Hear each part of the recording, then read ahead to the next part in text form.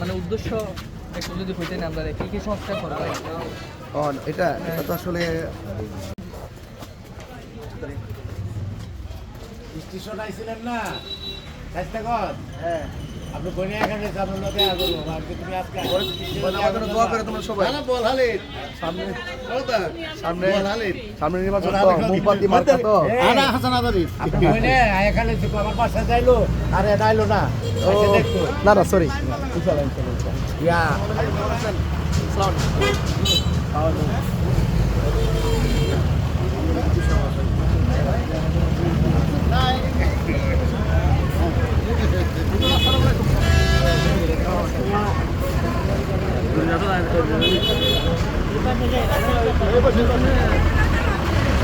কেমন আছো তোমরা?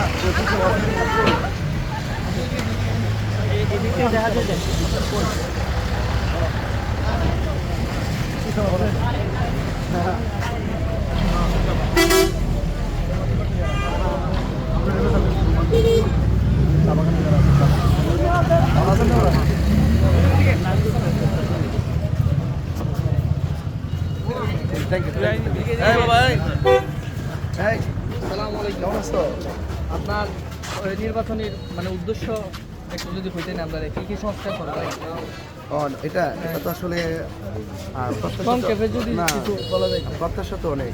সবচেয়ে বড় কথা মানুষের যে নৈতিক যে অধিকার আছে সেই অধিকার থাকে কিংবা আপনার বিগত সালের কোনো সংস্কারের কোনো কাজ আছে এবং আর প্রেক্ষাপট হলো আপনি জানেন যে আমি দীর্ঘদিন পর্যন্ত মানুষের 22 বছর ধরে আমি এখানে আসা যাওয়া এবং পাশাপাশি আমাদের যে মানুষের আত্মশুদ্ধির ক্ষেত্রে যে আত্মার যে উন্নয়ন সে উন্নয়নের দিকে আমি ধাবিত ছিলাম। এখন একটু মানুষের যে জাগতিক যে উন্নয়ন মানুষের যে দুঃখ দশা যেমন চা বাগানের কথা যদি বলি, আমাদের তো বিগত দিন থেকে আমরা দেখেছি অনেক বড় বড় আশ্বাস অনেকে দিয়েছেন, কিন্তু আসলে আমি মনে করি আশ্বাসটাকে বিশ্বাসে পরিণত করা এটাই আমার চ্যালেঞ্জ। এখানে বড় বড় লেকচার যে লাভ নাই, মানুষের আশ্বাসগুলোকে বিশ্বাসে পরিণত করতে হবে।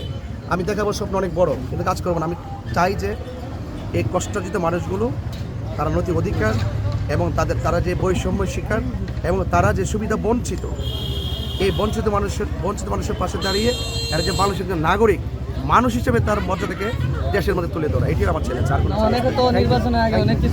এই জন্য বলছি আমি আশ্বাসে বিশ্বাসী না, আমি আশ্বাস না, আমি বিশ্বাস।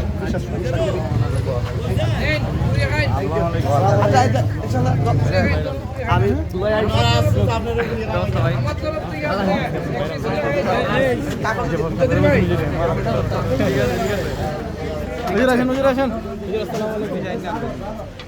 থ্যাংক ইউ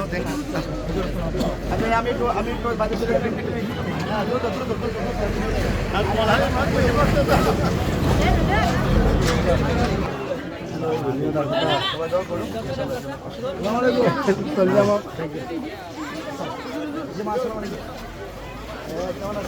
এই একটু পরীক্ষা হতে চাইছিল, একটা কাগজে বাইন্ডিং করছে তো নিয়ে আসলো।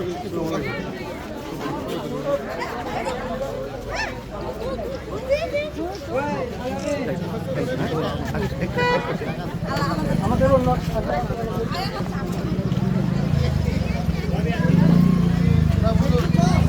চলো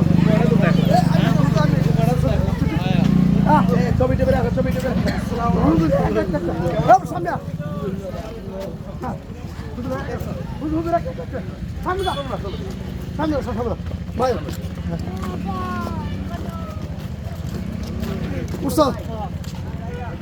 আচ্ছা